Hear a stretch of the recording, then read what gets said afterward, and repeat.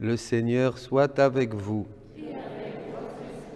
Lecture de l'Évangile de Jésus-Christ selon saint Matthieu. Jacob engendra Joseph, époux de Marie, de laquelle fut engendré Jésus que l'on appelle Christ. Or voici comment fut engendré Jésus, Christ. Marie, sa mère, avait été accordée en mariage à Joseph. Avant qu'ils aient habité ensemble, elle fut enceinte par l'action de l'Esprit Saint. Joseph, son époux, qui était un homme juste et ne voulait pas la dénoncer publiquement, décida de la renvoyer en secret. Comme il avait formé ce projet, voici que l'ange du Seigneur lui apparut en songe et lui dit « Joseph, fils de David, ne crains pas de prendre chez toi Marie, ton épouse, puisque l'enfant qui est engendré en elle vient de l'Esprit Saint. Elle enfantera un fils et tu lui donneras le nom de Jésus, c'est-à-dire le Seigneur sauve, car c'est lui qui sauvera son peuple de ses péchés. » Quand Joseph se réveilla, il fit ce que l'ange du Seigneur lui avait prescrit. Acclamons la parole de Dieu. Louange à toi, Seigneur Jésus.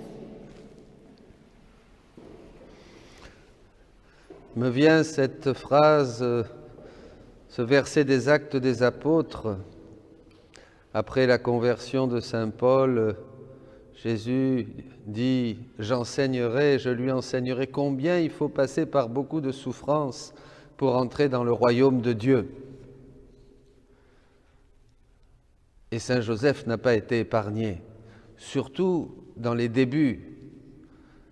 Cette histoire de sa fiancée, si pure, si belle, enceinte par l'action de l'Esprit Saint, évidemment, c'était difficile à avaler.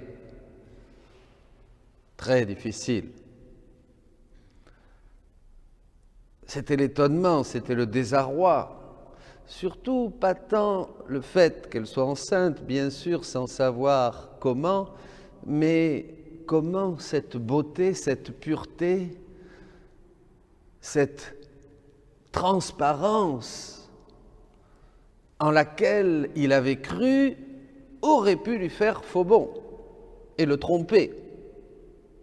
Voyez, c'était vraiment le comble du mensonge. Marie aurait été vraiment, aurait caché son jeu d'une manière, et c'est ça qu'il ne pouvait pas comprendre. Donc c'était une très grande souffrance. Donc après ces souffrances, Joseph, bien sûr, eh bien, grâce à l'ange, va découvrir sa mission de veiller sur la famille de Nazareth, veiller sur Jésus, évidemment. On verra, il y a d'autres textes.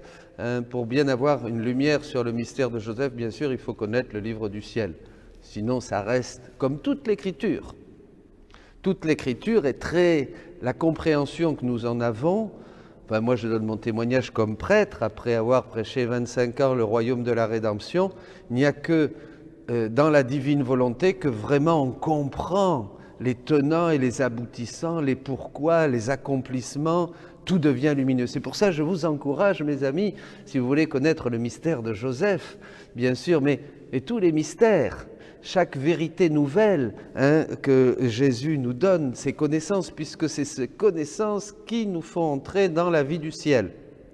Ça, c'est très important. Nous devisions sur cela hier avec un groupe.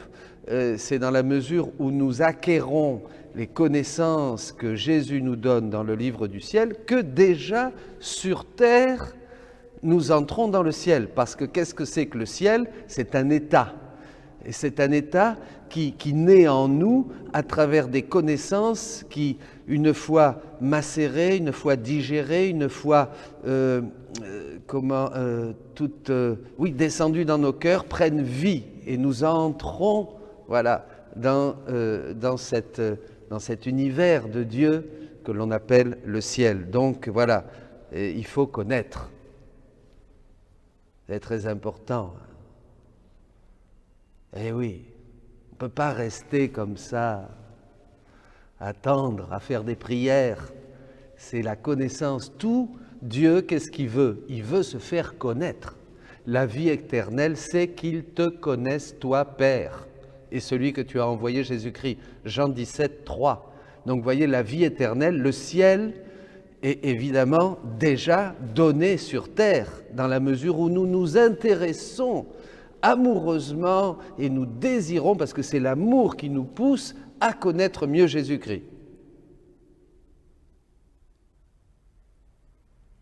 Ne perdez pas votre temps sur terre.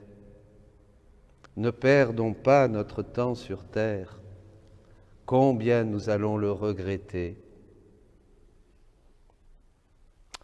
Alors revenons à Joseph, je ferme cette parenthèse. Après donc son épreuve, Louisa dit qu'elle poursuivait ses actes dans le divin vouloir, c'est-à-dire qu'elle faisait ses rondes. Vous savez, dans la divine volonté, ce n'est plus des prières et des dévotions, ce sont des actes. Alors c'est bien mieux que faire des prières pour demander une telle grâce ou telle petite aide par-ci ou la santé par-là ou d'arriver à la fin du mois. Dans la divine volonté, Jésus nous dit « Je vais vous donner une manière toute nouvelle de prier qui n'a rien à voir avec ce que vous avez eu avant. » Ça n'a rien à voir. La manière que je vous enseigne est toute nouvelle, vous ne la trouverez nulle part. Pourquoi ? Parce qu'on ne fait plus des prières, on fait les mêmes choses que Dieu, on fait des actes. Alors Louisa, elle va donc dans la petite maison de Nazareth, voyez, vous pouvez le faire là, allez-y, où la reine du ciel et le roi céleste, Jésus, et Saint Joseph vivaient dans le royaume de la divine volonté. C'est vrai, le royaume n'était donc pas étranger à la terre, la maison de Nazareth, la famille qui y vivait appartenait à ce royaume et il régnait parfaitement. Évidemment, Jésus est la divine volonté, le Verbe fait chair, Marie, Immaculée Conception, dès sa conception, avait la divine volonté qui régnait en elle, c'était la nouvelle Ève, Jésus le nouvel Adam, et Saint Joseph était là. Notre maison de Nazareth était son vrai royaume, le royaume de la divine volonté, mais il n'y avait pas de peuple. Ça, dans le volume 29. Alors, on va continuer un peu sur Saint Joseph pour voir que finalement, il nous montre le chemin et notre propre mission de chrétien, qui est de veiller sur Dieu. On pense toujours que Dieu doit veiller sur nous, bien sûr, mais nous aussi, nous devons veiller sur Dieu. C'est pour ça qu'il s'est fait fragile, enfant, parce que l'homme est tellement grand avec sa liberté de dire oui ou non, qu'il peut faire avancer le royaume de Dieu ou le bloquer. Ce que nous vivons aujourd'hui dans notre monde, les châtiments que nous vivons, les catastrophes, le malaise, l'angoisse, la pauvreté, la précarité, l'ignorance, l'obscurité, tout ça, c'est l'homme. C'est l'homme qui ne veut pas s'occuper de Dieu. C'est nous qui sommes la cause.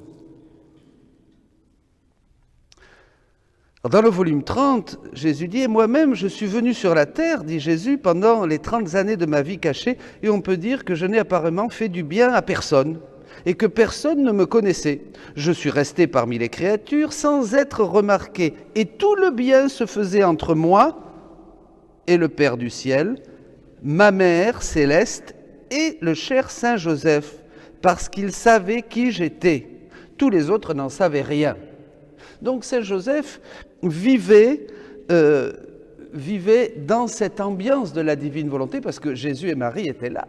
Évidemment, vous vous imaginez, quelle grâce. Donc c'est sûr, une mission exceptionnelle, cet homme, puisqu'il vivait entre Jésus et Marie, qui permettait dans cette maison de Nazareth l'établissement déjà du royaume de la divine volonté. Et Louisa, une autre fois, dit qu'accompagnant mon doux Jésus dans la petite chambre de Nazareth, voyez, vous accompagnez Jésus. Si vous voulez, déjà j'avance, si vous voulez recevoir ces choses, allez à Nazareth, en esprit, dans le cœur. Voilà, mettez-vous à côté de Jésus, regardez Marie, et tout de suite, dites des paroles d'amour, des paroles d'adoration, de remerciement, de louange pour tous les hommes, au nom de tous les hommes qui ne font jamais ça. Voyez, demandez-leur vraiment de participer. Hein, vous êtes avec le Seigneur. Et je me disais, mon bien-aimé Jésus avait assurément le royaume de sa volonté durant sa vie cachée. La dame souveraine possédait son fiat. Il était la divine volonté elle-même. Et Saint Joseph, au milieu de ces mers de lumière, comment ne pouvait-il pas se laisser dominer par la très sainte volonté? Au milieu de ces mers de lumière, Saint Joseph n'a pas connu la divine volonté telle qu'elle a été révélée par Louisa, puisque Louisa c'est la première, donc c'est la deuxième, c'est le troisième fiat, c'est la première. Mais il a vécu dans cette ambiance à Nazareth, dans ces mers de lumière, et c'est quelque chose de très important pour nous, bien sûr.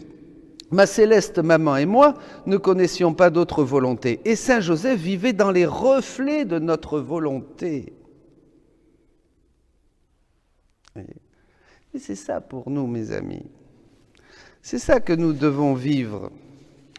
Nous devons vivre dans ces reflets, dans cette présence. Nous sommes contemporains. Ces mystères de Nazareth, ces mystères de la vie cachée de Jésus ne sont pas du passé. Ils sont en acte de toujours se donner. Pourquoi ? Parce que ce sont des soleils qui veulent illuminer, transformer notre nature profonde, pour nous diviniser, pour nous apprendre le langage du ciel. Donc, c'est cela les rondes. Faire des rondes, c'est aimer. Faire des rondes, c'est vivre avec Dieu. Et c'est faire ce que Dieu faisait, et ce que Dieu fait, et ce que Dieu fera, parce qu'il est le même hier, aujourd'hui et pour toujours. Comprenez ? Jésus dit que Saint Joseph s'était occupé. Nous, quelquefois, il n'y a même pas de lumière, dit Jésus, dans les tabernacles, et il est dans l'obscurité dans nos églises. Mais dans la grotte de Bethléem, Joseph s'était occupé de mettre une petite lumière pour Jésus. C'est-à-dire que nous, est-ce que nous procurons de la lumière à Jésus qui est dans l'obscurité des cœurs des hommes qui rejettent Dieu?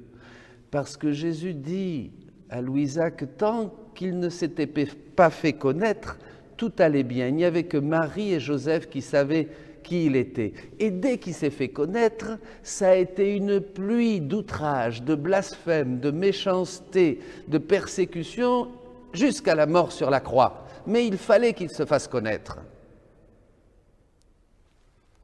Nous, est-ce que nous sommes comme Saint Joseph par notre attitude spirituelle, par notre désir de connaître Dieu? Est-ce que nous donnons un peu de lumière à Jésus dans le cœur de tous les hommes qui sont dans une obscurité profonde? Voyez ? Il y a des églises où je n'ai même pas un peu de lumière, parce qu'il n'y a rien, personne n'a mis une petite lampe. Qu'est-ce que veut dire cela? Ça veut dire que notre mission à nous, par notre vie dans la divine volonté, parce que c'est le seul moyen, nous faisons comme Saint Joseph, nous portons un peu de lumière dans ces grottes, dans ces cavernes, dans ces cœurs endurcis, obscurs, loin de Dieu. Nous allons consoler Jésus. Jésus souffre de ce rejet. Cette divine volonté est crucifiée dans les cœurs de tous ceux qui n'acceptent pas Dieu, vous comprenez? Et nous faisons ce que faisait Saint Joseph. C'est extraordinaire. Vous vous rendez compte? La mission de Saint Joseph, c'est notre mission, c'est de veiller sur Jésus. Ce Jésus, il est fragile. Alors vous allez me dire comment faire? Eh bien en faisant des rondes, en découvrant ces trésors, ce que je vous dis maintenant, mettez-le en application. Allez avec Jésus, c'est-à-dire la vraie manière de prier. Quand Louisa voit un jour Jésus prier, elle dit « Ah ben je veux me mettre à prier ». Elle veut se mettre à prier. Jésus « Attends, lui dit « Prie, mais prie comme moi ». Pas comme toi, Louisa. Prie, mais prie comme moi. C'est-à-dire, entre en moi, et tu me trouveras moi, et toutes les créatures Qu'est-ce que veut Jésus? Il veut que nous agissions, prions, réparions comme lui, c'est-à-dire que notre prière soit universelle et rejoigne tous les hommes. Il nous veut comme Saint Joseph, il veut que nous puissions veiller sur le cœur de nos frères et sœurs pour les influencer divinement. Il veut que nous veillions sur son Église, dont nous sommes les membres. Voilà, mes amis, Saint Joseph, qu'il nous aide. Rejoignons-le et disons-lui, moi aussi, et offrons à Dieu, bien sûr, tous les actes de Saint Joseph, toutes les prières de Saint Joseph, tout ce qu'a pu faire Saint Joseph. Refaisons toute la vie de Saint Joseph et offrons-la à Dieu. Il n'y a rien de plus beau puisqu'il invitait Louisa à faire la même chose. Alors, pour terminer, quelque chose de concret. Je pensais à Jésus quand il m'arrivait de me laisser distraire par les conversations avec ma famille ou des paroles sans importance ou non nécessaires. J'entendais rapidement sa voix me dire « C'est ça qu'on doit faire. On voudrait grandir dans la sainteté. On voudrait vraiment être plus proche de Dieu. Sinon, ça ne sert à rien de faire des prières, d'aller à la messe si vraiment on ne brûle pas du désir d'être des saints. De la sainteté même de Dieu, puisque c'est ça que Dieu veut. Il le dit dans l'Épître aux Hébreux, la sainteté sans laquelle personne ne verra le Seigneur. Si vous ne désirez pas, si vous n'avez pas l'intention d'être des saints, au sortir de cette vie, vous ne verrez pas Dieu. On ne peut pas voir Dieu si on n'est pas saint. C'est ce que dit l'Épître aux Hébreux. Donc il faut vraiment, tant que nous avons la liberté de choisir ici sur terre, vraiment faire le bon choix. C'est ce que j'ai demandé pour moi aujourd'hui à Dieu.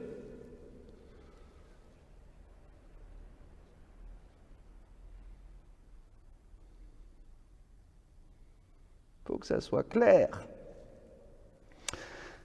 J'entends Jésus me dire « Ces conversations ne me plaisent pas ». Vous vous rendez compte tous les péchés de la langue dont nous sommes coupables? Joseph n'avait pas ça. Il vivait dans les reflets de la divine volonté. Le père Garrigou-Lagrange, un grand thomiste, théologien spirituel, disait Saint Joseph aux confins de l'Immaculée Conception. Il n'était pas immaculé, mais aux confins. Il était à la limite par cette influence de la divine volonté de Jésus et Marie dans la maison de Nazareth. Et alors, Jésus dit, ces conversations ne me plaisent pas, elles remplissent ta pensée avec des choses qui ne m'intéressent pas. Jésus a besoin qu'on s'intéresse à lui. Mais concrètement, elle entoure ton cœur de sentiments nuisibles qui rendent inefficaces les grâces dont je t'inonde, disait-il à Louisa. Toi si faible et sans vie, qu'est-ce que c'est nous alors? Si déjà elle était sainte. Oh, essaie de m'imiter comme quand j'étais dans la maison de Nazareth. Ça y est, nous y sommes. Essaie de m'imiter comme quand j'étais dans la maison de Nazareth. Ma pensée était occupée seulement par ce qui concerne la gloire de mon Père et le salut des âmes. Il faut revenir 1000 fois par jour et demander pardon 1000 fois par jour dès que nous nous préoccupons trop des choses de ce monde et que nous évitons et que nous oublions l'essentiel, le salut des âmes, la gloire du Père. La gloire du Père, le salut des âmes. Le salut des âmes, la gloire du Père. C'est ça la vraie religion. C'est ça la vraie spiritualité. Ah, vous m'avez dit, mais alors on ne peut plus penser à nous? Eh bien après, s'il reste quelque chose. Mais j'ai mon bœuf, j'ai changé ça, je vais me marier, je vais faire ceci, puis là j'ai la famille qui vient, et là j'ai ça, il faut que je vois. Ben oui, débrouille-toi comme tu veux, mais c'est ça qui va te donner ta vraie mission et le salut éternel, et ce poids de gloire qui t'attend dans l'autre monde, si tu acceptes de crucifier ta volonté propre. La chair ne sert de rien, c'est l'esprit qui donne la vie, dit Jésus. Si le grain de blé ne tombe pas en terre et ne meurt pas, il reste seul, il ne porte aucun fruit. Nous n'avons que cette nuit, que cette vie, cette nuit, pour mourir. Quelqu'un me disait, je meurs, je meurs, je meurs. Eh bien, meurs, c'est la meilleure des choses qui peut arriver. Saint Joseph est mort à tout.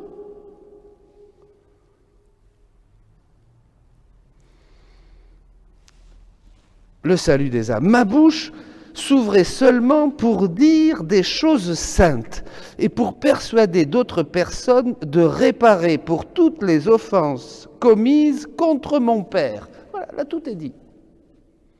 Notre bouche doit s'ouvrir à 99% pour inciter, inviter, exhorter les autres à prier, à réparer, à faire pénitence. Ça tombe bien, on est en carême. Est-ce que ça vous intéresse ? Ainsi, les cœurs brisés par le chagrin étaient attirés et adoucis par la grâce, ils étaient amenés à mon amour. Devrais-je te parler, nous y arrivons encore, des conférences spirituelles que j'avais avec ma mère et mon père putatif, Joseph. Vous voyez ? Formidable. Qu'est-ce qu'il faisait à Nazareth ? Des conférences spirituelles.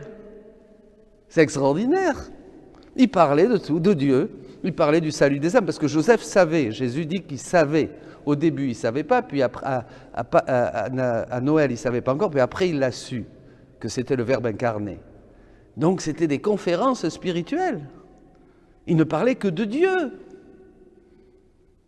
Et oui, il parlait, comme dit Jésus chez une autre sainte, chez Maria Valtorta, que rapidement, il s'occupait de donner le minimum pour dormir et manger aux disciples, et après, hop, on ne parlait que de Dieu.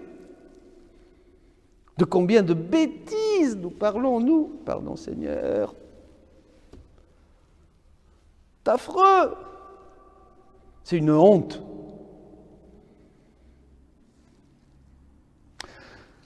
Tout ce qui était dit rappelait Dieu. Amen. Bénissons le Seigneur. C'est formidable. Et pourquoi ça serait si difficile ? C'est impossible pour nous. Est-ce qu'il y a une tare ? On est taré ?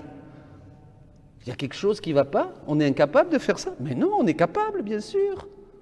On n'est pas taré. C'est qu'on ne veut pas. On ne veut pas. On ne veut pas mettre Dieu à la première place. On ne veut pas. On résiste. Je parle pour moi. J'essaye de m'améliorer comme vous, mais il faut se le dire. Regardez si c'est beau, tout ce qui était dit rappelait Dieu, et tout ce qui était fait pour Dieu se rapportait à lui.